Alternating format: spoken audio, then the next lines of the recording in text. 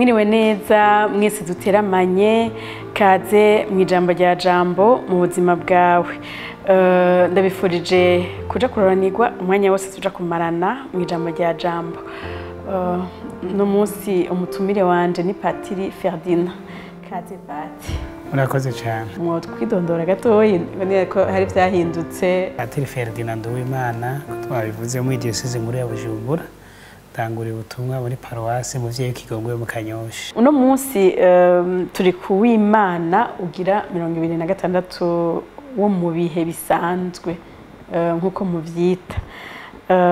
Ijambo ry'Imana duteramirako turi kubura kwa Mariko mu kigabane c'icenda kuva ku murongo wa 38 gushika kwa 43 tuje dusimbiza tuje ku murongo wa 45 hanyuma dusubire dusimbize tuve ku 40 tuje ku 48. Inkuru nziza ya Yezu Kristo nkuko yashikirijwe na Mariko. Umunsi umwe Yohani umwe wo muri bamwe 12 yabariye Yezu ati: Mwigisha, twabonye umuntu yirukana amashetani ku izina ryawe, turaheza dushaka kubimubuza kuko atagendana natwe. Yezu nawe haramwishura ati: Ntimube mukimubuza, kuko ata muntu ashobora gukora igitangaro ku izina ryanje hanyuma ngo ashoke amvuga nabi. Uwacu ntiyokongera ngo abe umukeba. Umuntu wese azobaha urwato rw'amazi y'ukunywa, kuko muri aba Kristo no kwinda bibabwiye ntazobura impera. Nawe ubuzobera inyanduruko y'igicumuro umwe muri abo bato bato bemera, byo mubera byo bamuboheye ku izosi urusyo ruhindukizwa n'indogobwe bakamuterera mu kiyaga. Ukuboko kwawe rero ni kwakubera inyoshambi, uraguca. Byo kubera byo winjiye mu buzima uri n'ukuboko kumwe, hako uja mu nyenga n'amaboko yombi. Ikirenge cawe naco nicakubera inyoshambi gice.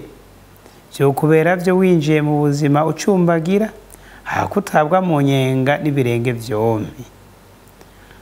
Naho ijisho ryawe rikubereye inyoshambi rinogobore. Byo kubera byo winjiye mu bwami bw'Imana n'ijisho rimwe, hako utabwa mu nyenga n'amaso yombi, aho urunyo rwaho rudapfa n'umuriro ntuzime. Iri jambo ry'Imana nabonye umenga ririmwo ibice bitatu. Hari ukutinuba wo muri uri kumwe na Yezu, bakatubwira ngo impera y'ubugirira neza abakristu hamwe no kwirinda rero ibidutsitaza. Duhereye aha kuri kico kwirinda kwinuba abemera Kristo canke uri kumwe na Yezu Kristo. Mbega uri kumwe na Yezu Kristo amenyekana gute? Twomumenyeshwa niki? Dufatiye kuri inkuru nziza duhejeje kumviriza je bishikirizwa, twumvise ingene vyagenze kugira ngo Yezu avyishure gutyo. Umwe mu bigishwa biwe mu 12 ngo yaje kumubwira ati: Erega hariho umuntu twumvise ariko akora ibitangaro ku izina ryawe. Tiduheza dushaka kubimubuza kuko atari kumwe natwe.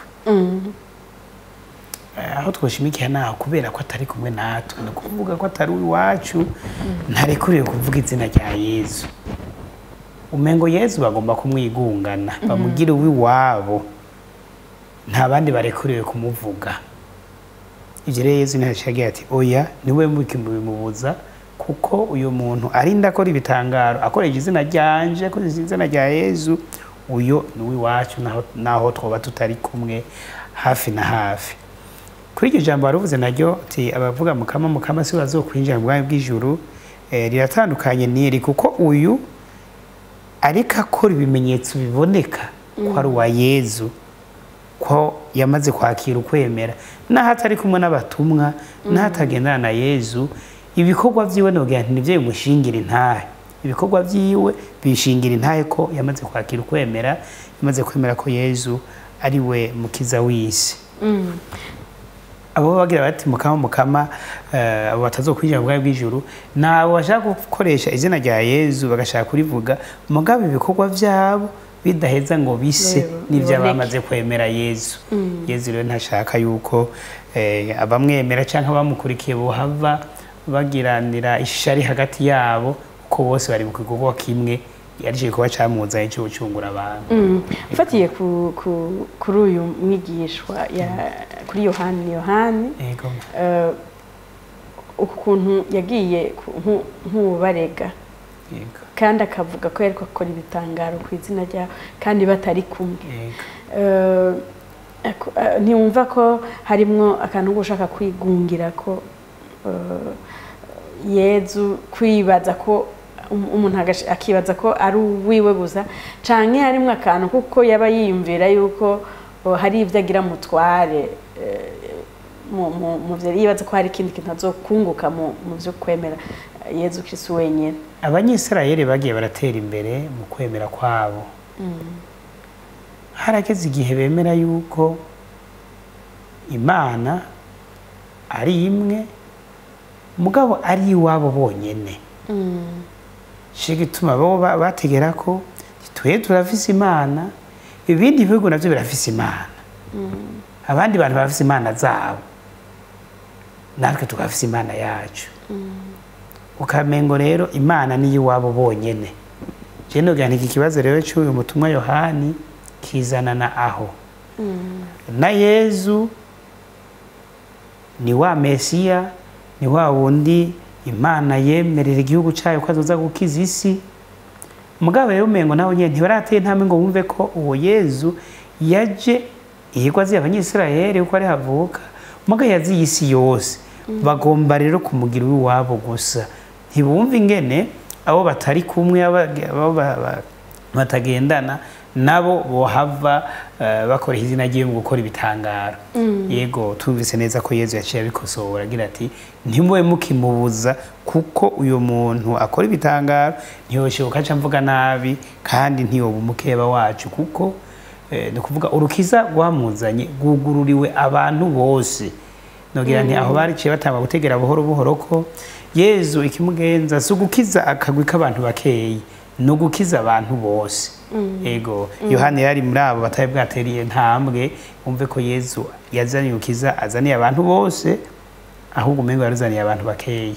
Kandi no canongera ko yuko iki cyumviro cya Yohani n'ubu nticaheze, ntihabuze abakristu canke abandi bemera bibaza kumengo urukiza n'ubwo iwabo bonyene. Tukiraho nyene turabona ko hari amadini menshi, amadini menshi kandi yemera uwo Yezu Kristo.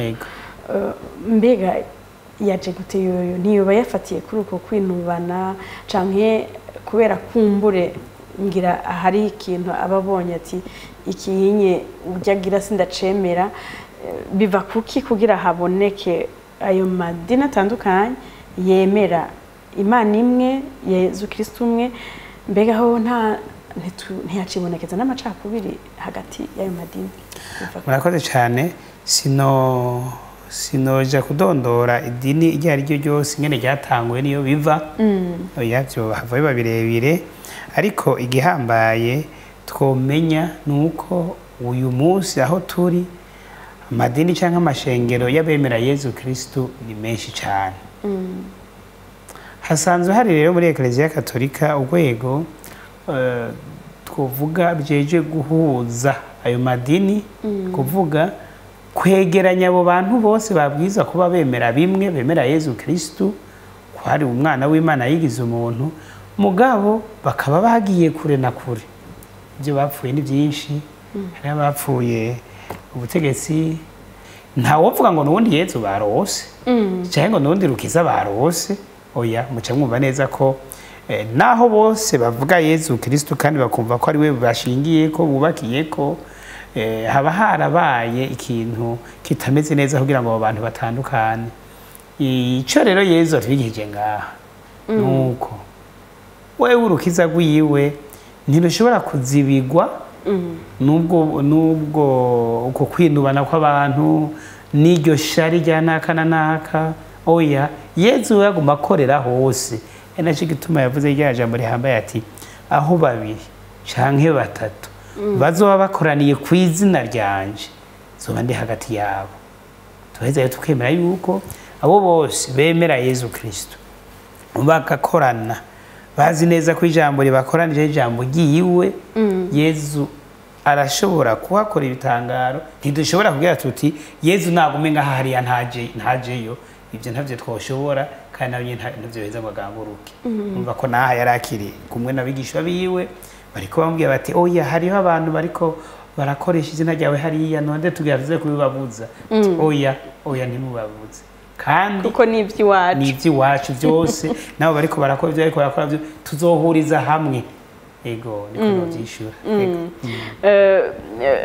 Mbega ibyo bintu nyene vyo kumva ko Yezu n'uwacu bifatiye kuki? Bifatiye ku runtu nyene ku ntege nke z'umuntu, ni ari naho twavuga ngira nayo madina avukira gapati ko tuvuga tuti Yezu n'uwacu ibyo ni byiza. Mu wese ko mwakira oya kuvuga ngo n'uwacu n'uwanje si uwawe. Ego ibyo ni ku runtu kandi bifatiye kumwe n'abantu basanzwe bameze mugenzo yabo. Murabona no muhira abana ko bavuga ati uyu ni mama wanje, uyu ndi mwana ntamukoreko namureke kandi azi ko bavukana. Ni gwa runtu ni kagatima rero kumwe wese agira ati kiko ari ciza oya cyo bici wanje ntikibica abandi. Mugabo nubwo runtu ruheza mbere iyo bishitse kure bikononera nabo bantu, kuko abantu baravukana basangiye umuvyeyi, ugasanga umwana umwe ariko akwega umuvyeyi agira ati uyu ni mama wanje uyu ni wanje uyu nturimwo. Kubisanzwe ntihari hakwiye kuba amacakubiri hagati y'abemera Kristo abanamba. Ego turasimbiza arasimbiza akaza kuvuga kuvyerekeye kugira neza abakristo, mugabo agafatira ku kantu gasanzwe amazi, ati uzoha igikombe c'amazi uwanje azoba agiriye neza, azoba angiriye neza. Urumva none ako kantu ibaze igikombe c'amazi naciye nibaza ati mbega yemwe igikombe c'amazi kirashobora kuncira ijuru, mpaye umuntu kirashobora kuncira ijuru canke kikarimbuza. Ego murakoze cyane. Aho Yezu ahejeje kuvuga kungene batokwinubana ko bose bariko bakora igikorwa kimwe cy'urukiza rw'abantu ariko rwamuzanye ku isi, yaciye rero avuga ati umuntu wese azobaha urwato rw'amazi yo kunywa. Mbere Matayo mwirande wewe arongera ko ati urwato rw'amazi asanzwe amazi asanzwe akayabaha kuko muri aba Kristo ati ndukuri ndabibabwiye umuntu azokubura impera. Mwavuze muti rero none ikirahuri c'amazi asanzwe cava kinjira ico cake aribuza. Nogira nti ntego kubera iki igihambaye si c'umuntu atanga ingene kingana. Igihambaye ni uwo mutima wo gutanga.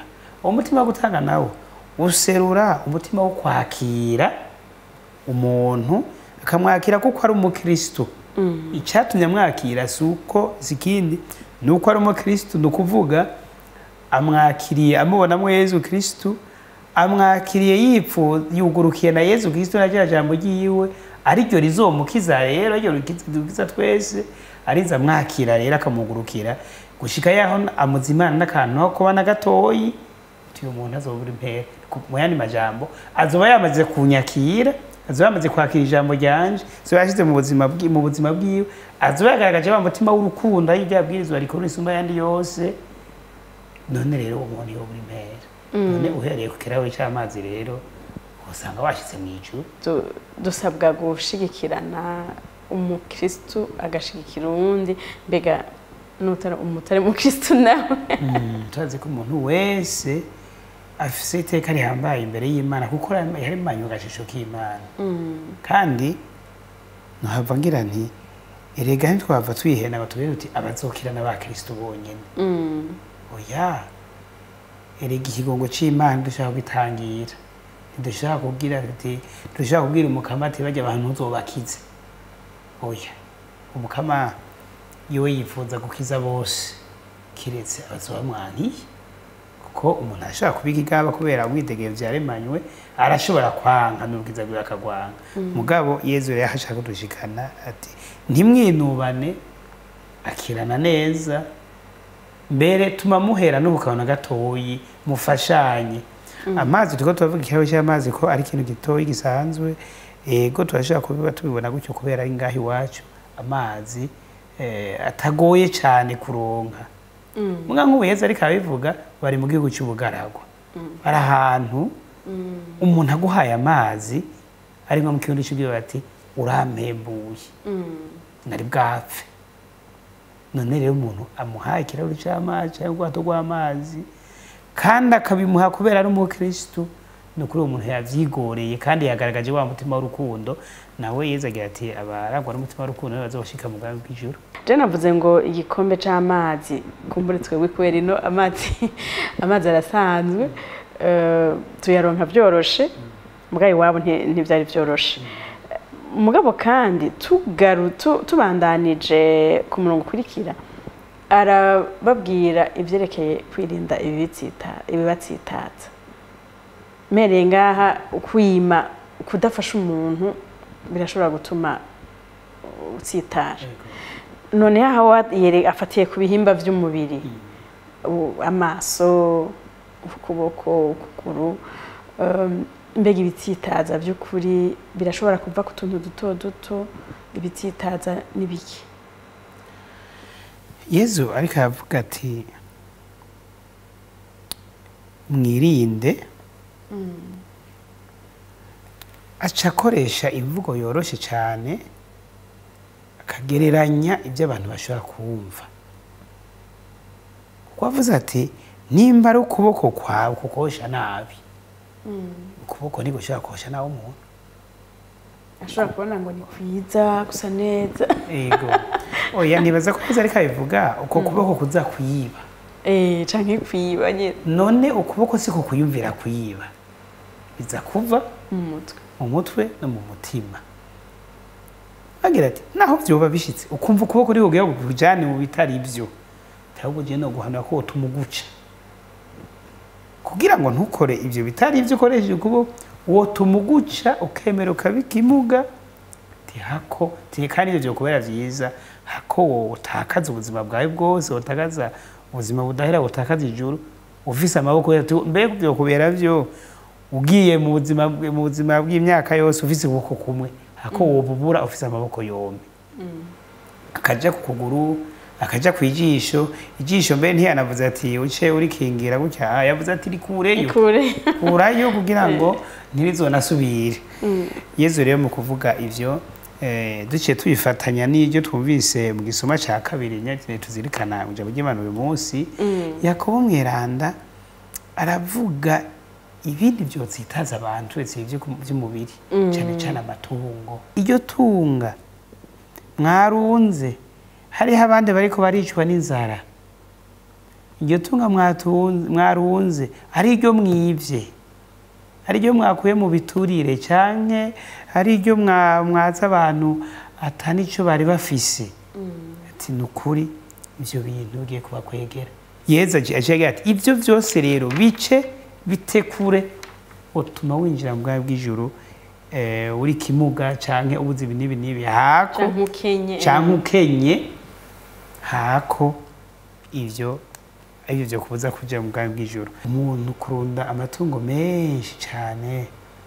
agacari yamubuza abinyanduruko yuko utazoshikira ubuzima budahera nuko yotunga ibibayabaye akagira ibishaka kumutwa kuri iyi si hanyuma akaja mu buzima budahera biga abantu twotoriki yavuze ati utirimutsa numwe muri abato bato banyemera bato bamwemera ni bande nabakene nabana uzotirimutsa umwe muri abo bato tumvise igihango yohabwa azohabwa ngo vyomubera vyo bafashe ingorosyo kibuye kinini ya gose akakimubohera ku rutugu kw'izosi agashyira mu kimuranguriza mu nyenga cyangwa mu kiyaga mwumva yuko icyo gihano gihambaye rwose. None rero Yezu arafitiye impuhwe abantu bato bato, abantu bashaka gutirimuka kubera inyifato y'ubu cyangwa uriya, mbere ashobora kugira yibaza ngo nibisanzwe. Ibyo byo duhakwibaza natwe rero, mbega mu byo dukora ubwo ntabitirimutsa abandi. None bavuze ko umwe uzotirimutsa umwe gusa muri abo bato bato azone igihano nk'iki, watirimukije nka 50 nawe bizorugenda gutebazo cyafata amabuye 50 yashire ku izose cyangwa bizogenda gute. Yariko abibwira abigishwa biwe mbere, abigishwa biwe umuntu yo kwiyumvira ko ara badasanzwe bazi byinshi bamwemera, umugabo kamenga niba ariko arihanikiriza ngo ntibaze batirimutse. Mbega umukristo arashobora gutirimutsa uwundi, nibiki bituma byotuma nk'uwa Kristo canke umwigisha wigisha ijambo ry'Imana canke uje imbere uri imbere y'abandi mu byo kwemera ashobora gutirimutsa abandi. Dufatiye ubwa mbere kuri inkuru nziza korekore yuko turazirikana Yezu aho yahereye twahumvise, hamwe Yohana mubaza ati bega hari umuntu twabonye ariko akora ibitangaro ku izina rya rishaka kubimubutsa. Iyo bagenda bakayimubuza bari kuba mutirimukije kubona bamubuza gukora ibitangaro ku izina rya Yezu, kandi we yumva ko ari kagira neza, urumva ko bari kuba mutirimukije. Ubutirimutsi ubundi rero yashobora gufatira ku bintu byinshi. Ijambo umuntu akubwiye ugaza agira ati uyu muntu avuga gutyo, uyu muntu aratokana, sinanizeye ko nakabishobora kuvuga ijambo nk'iryo rimuva mu kanwa. Arashobora gufata kugira inyifato ati uwo muntu sinahenze ko ivyo bintu inyifato nk'iyo yashobora kuyigira. Niyo dufatiye ukabarorero kaboneka rwose. Uragiye mu biro by'umuntu kandi urazi ko ari umukiristo, kubwira uti jewe ndipfuza ko mwonkorera iki n'iki n'iki n'iki, ukacubona yuko ata mwanya afise cyangwa cakurungika guca ahandi, kumbe we byanse ko akubwira ati burya udakoze mu mufuko byo ntibiza gushoboka, cakurungika ahandi kugira ngo baze kugusigura ati burya ngaha rero ibintu bikorwa uku.